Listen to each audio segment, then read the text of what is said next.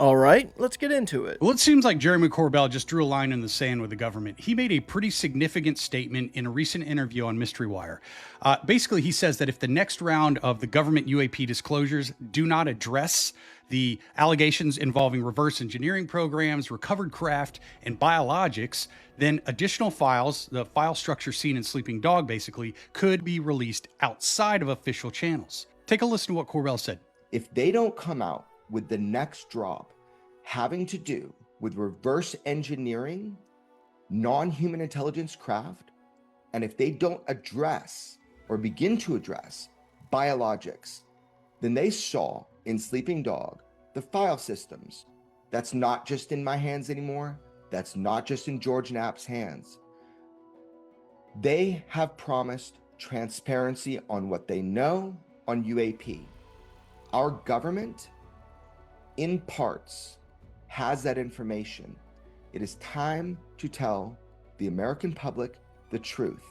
Sleeping Dog, you see in there what is possible, but it's up to them because of you to make it happen. I would argue that the most important part of this isn't the threat to actually release the files, it's the expectations, right? I mean, a growing number of people now expect future disclosures to address these allegations of reverse engineering programs and biologics directly. And if those topics continue to be avoided, then I see no point in continuing these somewhat kind of unhelpful UAP file drops. Do you agree? I agree. At some point, these drops just stop meaning anything because there's no evidence being provided. And it's always the same story over and over again about, yeah, there's non-human crafts and or non-biological humans out there, but no evidence to back it up. And or if there is any evidence, it's just very, very lackluster. And I mean, simply put, if the government knows something and taxpayer money is involved, the people should have full transparency of what's going on. I personally do not think it's right to fund a government that keeps secrets from you. To me, that's just crazy. I mean, basically at this point, it just seems like all we're paying for is endless rumors and vague documents that never gives us anything. Why are these new ticks like indestructible? And also with the rise of alpha-gal in the United States, like becoming so prominent that people are scared to go into the woods. What's going on with the chicken nowadays? Yeah, what you see behind me is all ticks. But before we go over indestructible ticks and the chicken, I want to show you something. My buddy Connecting Conscious just made a video about this. Just listen to what he has to say real quick. The crazy part is, if it's anything like rats, there's not known to be many rats in the interior of Canada up here or in the States here because of the mountains. They can't really get over the mountains apparently. But these ticks, I guess if they happen to fall out of a plane, they could get anywhere, couldn't they? Now, I'm of course not suggesting that anyone's finding any boxes of anything on their farms and stuff, although I have seen a bunch of videos about it. But who do you blame on that when there's no name on the box, no trademark, no property of mention on the box? It's just a blank box that a million ticks crawl out of. And now it gets really weird because these new ticks, they don't drown. And for some reason, I feel like if you took a match to one, they would still stay alive as well. So bajillions of ticks everywhere, especially where they're not usually even seen.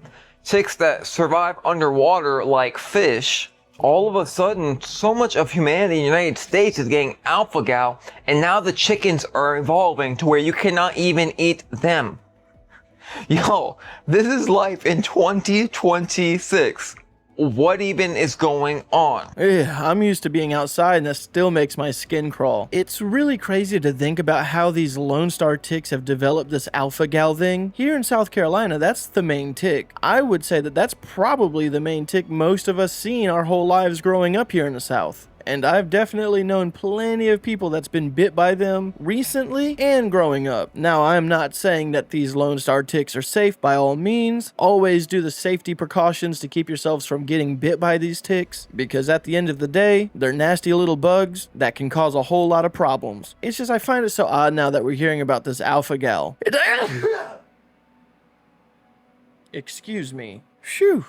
I think they're on to me. All right, like I was saying, with this alpha gal thing popping up, kind of out of the blue, it does make me wonder, now that they have lab-grown meat that they're starting to push a little bit, what if these ticks have been planted with this alpha gal, and that's all a ploy to get people sick on real meat so that they'll start converting people to lab-grown meat? That's diabolical if that's the case, but I honestly do not see that being too far out there either. Let me know your thoughts and opinions on this one. Hey, if you haven't done so already, and if you're enjoying the show, give it a like. And if you're new to the channel, subscribe. I upload a video like this 2 times a day, Monday through Friday, early in the morning and later in the afternoon. And for everyone that's made it this far, thank you so much for supporting the channel. One of the biggest internet scandals in years is unfolding right now, and it's all got to do with Lego. This YouTuber claims that he's had to flee the United States to Mexico after accusing the police of targeting him, raiding his residence, and arresting him twice. All because he says he tried to expose a giant conspiracy of an old man's stolen Lego sets. You see, this is 83-year-old Eric Manswell, and he owns one of the largest Star Wars Lego collections in the world, valued at around $200,000. But when he ran into health issues, his family decided to sell it to pay for his medical bills. So Eric's son, Brian, approached a bricks and minifig store and handed over their collection to be sold on their behalf. Now this is where things get messy, because this store fell into debt. And so the corporate headquarters, they stepped in, repossessed the location, and installed new owners. And those new owners allegedly refused to return what remained of the collection or refund the family. And once this son started appealing for help in this situation online, that is where YouTuber Reckless Ben comes in. He decided to use his platform to investigate the situation and try help return the old man's Lego set back to him. But he had no idea how dark this was about to get. So as Ben started digging and posting videos about the situation, he began noticing some very strange things happen in response. He claims that these new store owners started colluding with police officers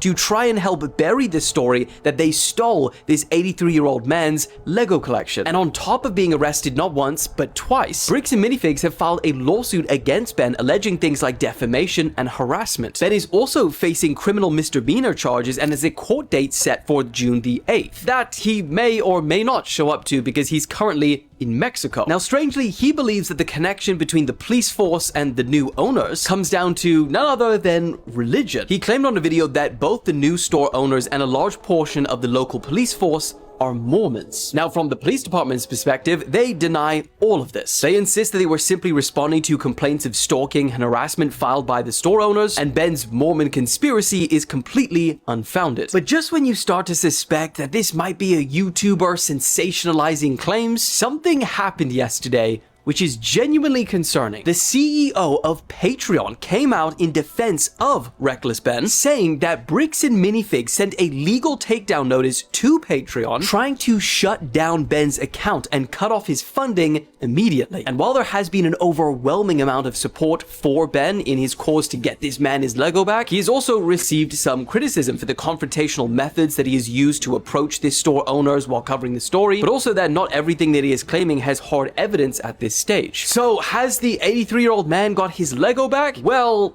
not yet. But because of how massive this story has now become, the public have gotten behind him and raised over $400,000 for his family on GoFundMe. But ultimately, what do you guys think? Is this just a YouTuber exaggerating a story for views? Or is there genuinely something really strange going on? The comment on this video really asks a good question, and that's why would a multi-million-dollar company try to shake someone down for $200,000? I've been seeing this for the past few days, and man, oh man, it is a really crazy story. What I think is going on is I just think that this is a multi-million-dollar company that thought that they could get one over on somebody, not realizing the power of social media and an influencer that has that big of a following would ultimately end up biting them in the butt because, well, here we are. It's quite clear that they're doing something scandalous. And I mean, that goes for the police force and the Bricks and Minis company. And also, it's really cool to see someone like this influencer take his following to do something like this, you know, to help someone out. It's just, who would have thought that it would have became such a dangerous thing to do? And yeah, the way that he was approaching these people were maybe a little distasteful, but for the law enforcement to take it to the extremes that they've done, that's just ridiculous. and in my opinion, unacceptable. But this has been a very, very, very big topic the past few days. I'm really curious to hear what you all have to say about it. And also, it's really nice that there was a big GoFundMe that backed over the worth of those Legos. But yeah, I'm very curious to see where this story ultimately ends up, and I have a feeling bricks and minifigs may have a very bad downfall from here forward. It kind of already seems like they were on that spiral anyways. But again, let me know what you think about all this. A massive, and I mean massive, earthquake just hit today off the coast of Cuba, and it was felt in Florida and as far away as Cancun. Yeah, basically that whole region felt it. The earthquake in Cuba, which was a 6.1 magnitude, and let me tell you, as someone who's lived through a few earthquakes, that's pretty big, had tremors afterwards, not only in Cuba, but in Florida. Now this follows the past few days, where we've had a few major earthquakes around the globe, like this 7.8 magnitude earthquake yesterday near the Philippines. A 3.8 magnitude earthquake in Vegas just a couple days ago. And there were a few just off the coast of California, like this 5.7 magnitude that was just between Northern California and Oregon. All but one of those earthquakes, the Vegas one, were somewhere in the ocean. And all of the ocean earthquakes were at least a 5.7 magnitude or bigger. Now, before you all flip out, I'm not saying it's all connected, but at the same time, I'm not a big believer in coincidence. So when we get a bunch of earthquakes in the span of a few days, all in the oceans, except for the Vegas one, and they're all a 5.7 magnitude or bigger, I'm concerned that something could possibly be going on. I've seen some videos of those earthquakes happening, and they did look fairly devastating. And I do believe some people have gotten injured and have lost their lives. So thoughts and prayers go out to everyone out there that's suffering through this. It's starting to look like 2026 may be a very nasty natural disaster year. Let's be careful out there. Bro, I can't believe I'm saying this, but you might be able to live forever. If you're like most people, at some point you've probably thought of the potential of immortality, living forever. You know, the futuristic world. This isn't real, it's sci-fi. Well, maybe it is. At the moment, time catches up with all of us. We age, we get diseases, and ultimately we all die. It's inevitable. A lot of people have been talking about this and freaking the out recently, which is why I wanted to talk about it. Because reportedly, if you can survive until the year 2050, not even that long away, you will be able to live forever. What is it, like a checkpoint? What? No, the reason apparently is they will have a cure for death by 2050. But believe it or not, there's actually a research company developing this right now. And this is more believable than you think. There are these little robot things called nanobots that will actually be placed inside of your body, and they will go into your bloodstream. And they basically work as like doctors inside of your body checking up on everything that's working. They'll be programmed to target specific cells and areas of the body to check for any damage or any irregularities. And then of course when they find something that's not right, they will actually actively work to fix it, which is crazy, but you can kind of imagine that. But if you look up the current world population, it's over 8.2 billion people right now, and we're kind of overinflated right now. And just today, over 165,000 people have been born and 80,000 have died today already. So imagine no one dies, and we just keep adding 200, 300,000 people to the population every day. We'd be cooked. But the crazy thing is, the research developing these nanobots isn't a million miles away. This is actually going to start happening soon. Maybe the robots won't be curing everything for us, but having these things in tablets that are like gut bacteria that go in, tell us when something's wrong, we go to the GP and it gets fixed. This is a reality, and this is crazy. I'll keep you updated. Yeah, okay, I'll believe it when I see it. And even if it does happen, that's definitely a very wealthy person's game. I do not think a common person will ever be able to afford anything like that. So the idea of the world overfilling because people live forever would not happen, because the top shelf pieces of trash would be the only ones capable to afford to live forever. We love to listen to scientists when it comes to UFOs, but I think the most qualified people are the ones that have been here the longest. This is Clifford Mahudi of the Zuni Pueblo tribe, who are direct descendants of the Pueblo people, and they have their own answer to the UFO question. So let's give it a listen. The dark forces have tipped the scales to their side, which looks like they're winning at this point. The reason they're not going to win is because they're not in charge. It doesn't make any difference how high or how great they think they are. They're not in charge. Now, the people that the the beings that are in charge are the forces that created you can call it the great creator, you can call it energy, you can call it light source. But if you look at, for example, in the Zuni mythology and the creation myth, it was not some machine or some being or some nuts and bolts type thing that came or a creative computer type. It was a light source that came, and the only reason that we know about, he had emissaries that took, well, maybe they did all the menial labor, so to speak. And that's all Indian tribes have that twin warrior mythology in their religious makeup. But the basic thing that occurs, or a question that you're asking, is that they've always been here. The people that are the keepers and the watchers, they've always been here, and the white men call them angels. They call other things throughout the different peoples of the world. But they've always been here. The only thing that they do not do is they don't make themselves visible. The activity is created today because of the turmoil that's happening. You've heard of a lot of paranormal activities that come around, and some of these beings can, especially in the flying saucer group, that they actually can walk through those walls. I mean, you've heard so many stories, and they're factual in many cases, of flying saucers flying right into a mountain, because to them it doesn't mean anything, nothing to them. In the Zuni world, we call them the raw people. Raw people, because they're so supernatural, and they got the cosmic magic that they can do anything. They can appear right here and stand right here next to me, and they can disappear, and instantaneously they'll be on the other side of the world. This is some technology that we have no understanding about yet. It's always been here.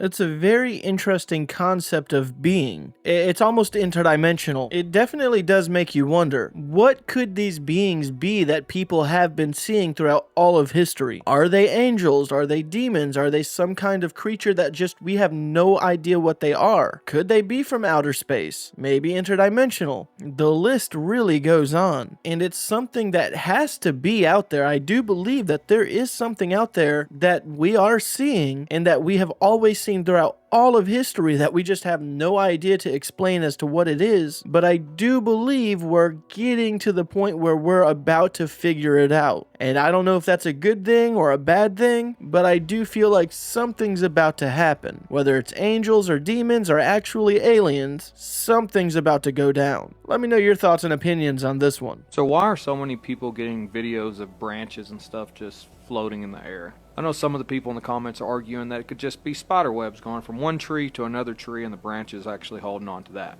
And Mrs. Pyramid makes fun of me a lot, but I know I've seen planes that look like they're just floating in the air. I mean full on in one single location, no noise coming out of them whatsoever, and just floating in one single spot. It could just be a trick of the mind, but I truly believe I've seen planes just floating in the sky. And this talk can go all kinds of ways. It could be a glitch in the Matrix. That's what I hear from a lot of people. That all of this is a simulation, and the Truman Show stuff that they got going on kind of messed up at that time. Maybe everything that we see in the sky actually isn't in the sky. It's just a projection of things in a fake sky, a television screen sky. And those planes that I know I've seen just floating, and then all these people posting videos of branches floating in the sky and them walking underneath them and everything, especially this weird one with this bird on it right here. All of that could be glitches, and we're seeing what we think we're seeing, but they don't want us to see what we think we're seeing. Hey, I do believe that they are trying to keep us from seeing things that are actually there, but those branches, I'm pretty certain, are just being held up by either some sort of string or spider web. At least that's what I think. Here's more things I want to know. I want to know what these massive data centers that they're pushing so hard to build are really for. but we're also hearing how much water these things are going to eat up, how much power these are going to eat up. They're going to eat up more power than a whole city itself, which makes me wonder, what are they really powering? All the AI we have going on right now is already being powered by what we have. What are we building that's so insane that we need that much more power and that much more water and that much more energy? And linking back to what Catherine Austin Fitts said a while back, who was the Secretary of Housing and Urban Development for the Bush administration, she claimed that the Bush administration built a massive $21 trillion city underground for the elites. That's a big claim. But what I want to know is, are these data centers being built to power AI? Or are they being built to power a world underneath us that we can't see and we're not allowed to see? I don't know. Oh, but I want to know. I want to know why I was today years old to find out when the Challenger shuttle exploded on January 28, 1986, the crew did not die instantly like we were told. Growing up, that was what we were shown. That is what we were told. Apparently, that's not exactly what happened. See, NASA deemed it too sensitive and too emotional to reveal this information to the public. This crew consisted of Dick Scobie, Judith Resnick, Michael J. Smith, Ellison Onizuka, Gregory Jarvis, and Krista McAuliffe. On January 28, 1986, when the Challenger shuttle took off, the external fuel tank ruptured and it tore the orbiter apart, blowing up in the sky. Everybody on the ground just looked up in awe as this tragedy unfolded. Everyone was watching live on television. Even schools. Children saw this shuttle explode. But apparently what we weren't told is the crew cabin remained largely intact as it fell 65,000 feet down to the ocean. And also what we weren't told was that investigations found that 3 of the 7 astronauts activated their PEEPs, which is a personal egress air pack, which does not deploy without somebody activating it, which means 3 of these people activated it as things went bad. These are emergency oxygen devices that do not activate automatically. Someone has to activate it for it to work. In the midst of the shuttle blowing up, to have the wherewithal to do that is impressive. But this was not shared with the public. We were told they were killed instantly. And for 2 minutes and 45 seconds, the 3 astronauts that supposedly activated their PEEPs were Commander Dick Scobie, pilot Mike Smith, and mission specialist Judith Resnick. NASA is certain that several of these astronauts survived the initial explosion, at least for a little bit, before it hit the ocean. This was a very profound moment in the history of the United States, and for NASA, and for the public, who were rooting for these people to go up into space. This also paused the space program for quite a while because they needed to reconfigure things, get more money, and take their time to figure it out. But what I want to know is, what else aren't they telling us about this shuttle? And what else aren't they telling us about what happened to it? And what else are they covering up? And what else are they not telling us because they think it's too sensitive for us to understand? I don't know, but I want to know. But what I really want to know, and what we should be told, is who on that list is going to jail first in America, because they shouldn't keep these secrets forever. I have been saying the same thing about data centers for a while now. What if they're not just data centers for AI? That could be a part of what their utilization is for, but what if they're using them for power purposes for underground bunker systems, and also collecting and storing water as well? That just makes so much more sense than having all these mega data centers around collecting power that we just do not have, and or water. I do believe that there's something to that. And when it comes to that Challenger mission, yes, that was a tragedy. Interesting enough, Ronald McNear, he actually lived not even 20 miles from where I live in Lake City, South Carolina. He's a really big deal there. They have a statue at the library of him and everything. It's really neat. A glowing line appears in the skies of Brazil. Not a plane, not a shooting star, just a bright elongated streak slicing silently through the clouds. It's low on the horizon and it's baffling onlookers. This intense self-illuminated line glides over Sao Paulo, with eerie purpose. It's elongated and glowing brightly. It's moving deliberately between the clouds, and it's almost as if it's scanning or navigating the urban sprawl below. No flashing navigation lights, no engine roar, just pure, controlled luminosity, cutting through the night. Que porra é essa, cara? Gente, quer ver? Meu Deus, que é isso? Jesus, não, guria. Meu Deus, tá apagando, Mariana. Ai, gente, por que nessas horas essas coisas não focam? Você tá vendo, Mariana? Você não tá vendo, Mariana? Olha ali. Caralho, velho. Gente, pelo amor de Deus, não foca. Meu Deus. Another key note here is the animals reacting in the background. Brazil has become the focal point for the unexplained in 2026, and within this week alone in Brazil, disc-shaped forms and luminous anomalies have been reported all over. And it makes you wonder, why here? Why now? Some researchers speak of interdimensional activity, as if the veil between worlds is thinning. So what are we seeing here? A secret military drone with unusual propulsion, a misidentified aircraft, or something far more profound? A non-human craft? And the way it flies low in the horizon, the complete silence, and the elongated glowing form, it leaves you with that deep, uneasy feeling that something is actively moving among us. Now drop your theories below, you tell me what you think. Brazil, what have you guys got going on over there? Some of the best cases imaginable come out of Brazil, right? And the uptick in strange activity on the paranormal side, also the UFO side, is increasing on a daily basis. The amount of footage and things that people message me of things happening is kind of overwhelming. So I can't help but think that there's something really going down in Brazil, and it's something seriously about to maybe even reveal itself. So I don't know. The fabled blue line returns. I've reported on this quite a lot on this channel, and we got another one. Really too blurry to tell what that could have possibly have been. But the other day, I have also seen a white line. Well, it really wasn't a line. It was more of a giant orb. There was two of them, but they were also moving very slowly in a straight line throughout the sky. And they were massive looking white orbs. At least to my eyes, they seemed massive. Does make you wonder. Now this is one of the most intriguing Bigfoot photos I've ever seen. It's a very close-up and high-definition capture of what looks to be a mother and a baby. Its original release date isn't exactly known, but it was highlighted in late August of 2025, and it's believed to come from California. Check it out.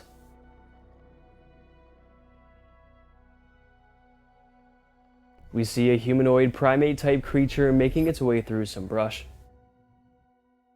And on its back is indeed a baby. A very small, similar-looking creature, sleeping and clutching onto its shoulders.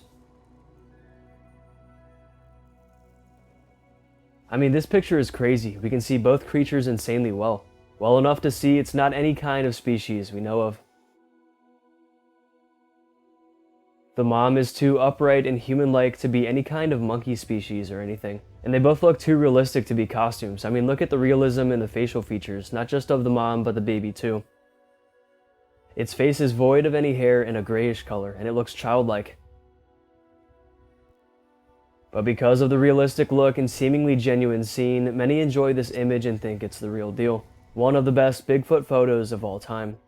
To me, it looks like someone may have had early access to one of the new Star Wars movies. The Way of the Wookiee, if you will. Because that's what that looks like to me. Nebraska is a very spooky place.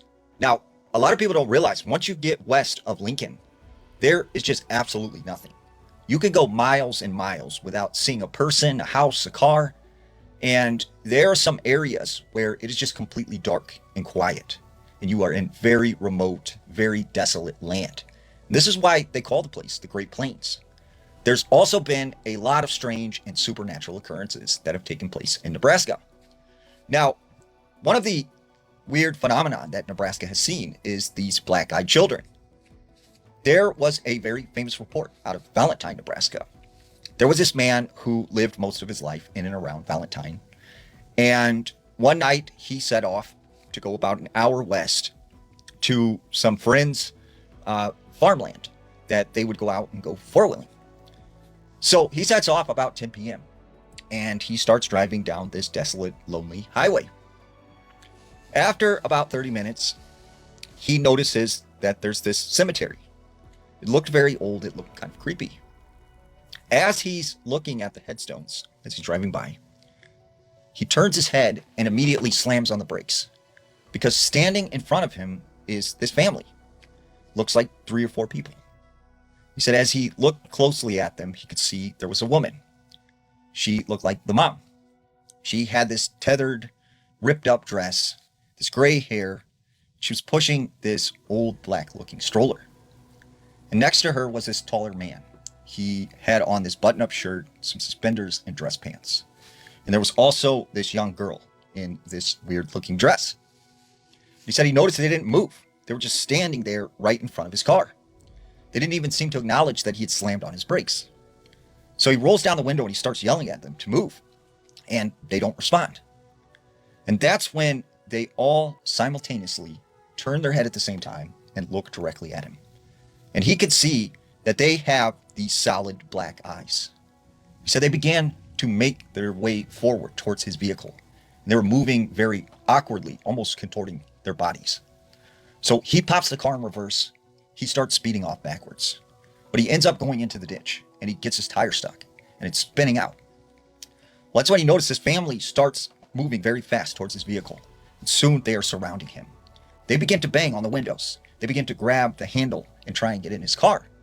And they are screaming, "Let us in, let us in." So he hits his foot on the gas and just speeds off out of there. And as he's driving away, he looks in his rearview mirror. And as he looks behind him, he could see there's absolutely no one there. So in the next couple of years, he tells people about this story. And he said several others claim to have seen the exact same thing of these people with solid black eyes standing in the middle of the road. Now, in Lincoln, Nebraska, there's something known as the Holmes Lake Fishman. The Holmes Lake Fishman is best described as almost the creature from the Black Lagoon. It is a half man, half fish-like creature that's said to live within the murky lake.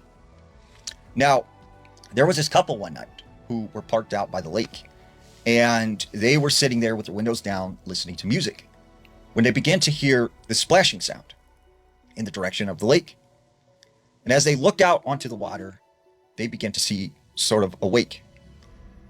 And rising up out of the waves, they see what looks like this half man, half fish-like creature that was glowing sort of this luminescent green color. And it had moss or some kind of seaweed hanging from its body. And it proceeded to walk out of the water over to the shore, and it began to pick up some of the fish that were left out, the carcasses. And as it grabbed these fish, it then proceeded to walk back into the water. And this couple was left terrified. They would never return to that lake again. And since then, many people have reported seeing this fishman of Holmes Lake. One of the other legends of Nebraska are something called the dawn crawler. The dawn crawlers are said to hang out in the cornfields, sometimes being taller than the corn stalks around harvest time. People often see these things running around cornfields, moving very, very fast. They're described as being very tall, skinny, pale-like creatures with these sharp teeth and sharp claws. And they're said to make these bell-like sounds that seem to put people in a trance or often cause them to feel sickness. And there was one particular story. There was this group of teenagers. They were driving one night on this back highway in western Nebraska. And as they make their way through these cornfields, they began to see movement. Something very tall was moving beside them in the cornfield. And all they could see was the top of some sort of head or something just bobbing up and down, in and out. They then see another one on the other side of them, and then a third one. And as they're driving, these things are keeping pace with them. So eventually, the one teenager, he stops. He pulls the car over to the side of the road. And that's when they could hear the movement through the cornfield. And out of the corn stalks stepped these very tall, pale white creatures. And they began to let out this bell-like scream. And it started to make all these teenagers feel very, very ill. So eventually, they are able to leave, and they push on the gas, and they get out of there. But as they're driving away, they notice that these creatures have now came out to the middle of the road, and they are just looking at them driving away. And for the next several days, they felt very, very sick. So what do you think? Is Nebraska a spooky place? Wow, it sounds like Nebraska has just as many monsters and crackheads as South Carolina. We too have a fish man here, and we also have tall, skinny, pale creatures here. We just call them crackheads. The black-eyed people, we may not have that, but we have plenty of other creatures around. The following footage comes from a group of deep-sea fishermen out of Mexico. They were out fishing when something weird started circling their boat and attempting to steal their fish that they were reeling in. And it's something they've never seen before. This is a weird shark, fish. They called it a fish, but we don't know what it is. Take a look at this. Comment below and let us know if you know what this thing is.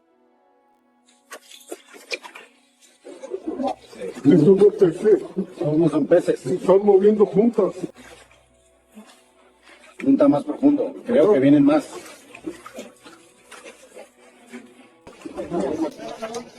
Está pesado. Mira, los dientes, mira. Suelta un poco. ¿Qué coño hacemos con esto? No sé, pero no lo quiero gordo.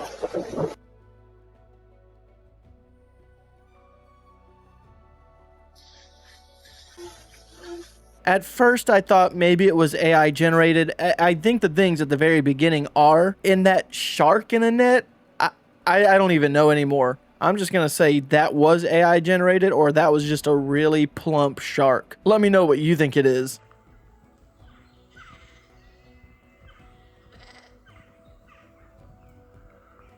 I feel happy. I feel healthy. I'm a human being. Same here, man. Same here. Alright guys, I'm going to go ahead and end today's video. As always, I want to thank you guys for watching these clips with me. If today's your birthday, happy birthday, and if not, have a good day anyways.